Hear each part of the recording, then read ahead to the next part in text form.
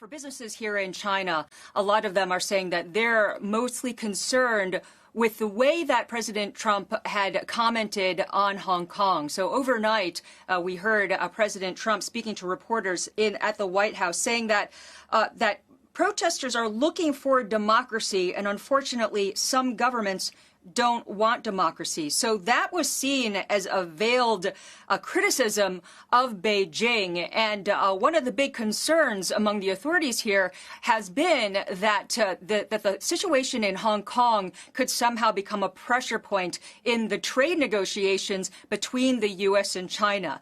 Currently, we know that the authorities here are incredibly sensitive about the Hong Kong situation. Right now, our signal is being blacked out, and it's because Beijing really wants to control exactly what the Chinese public sees. They don't want the people here to understand fully that the Hong Kong protesters are serious, and also a lot of the stories that have been about Hong Kong have mainly about the celebrations and about the Chinese pride in the country. There's been some condemnation in the state press, but mainly that has been targeted at countries such as the UK. There's been a lot of vitriol that's been spewed at the UK, not only by the state media, but also officially by the Foreign Ministry. And the Foreign Ministry has also reiterated over and over that the situation in Hong Kong is of China's concern, and that's an internal affair. And that was also the message that we got from the Chinese government in the run-up to the trade talks at the G20, when the Chinese government was trying to make it very clear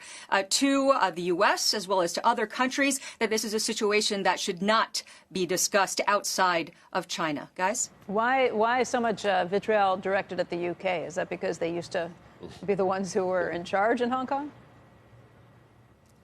Yeah, well, that's one of the reasons, but also Jeremy Hunt, who's the now a hopeful for the UK Prime Minister post, tweeted saying that he fully supports Hong Kong and that they support the ability for the people there to peacefully protest. So that was one of the reasons. But just generally, here in Beijing, people have been playing up the idea that external forces have been involved in instigating the mass demonstrations there.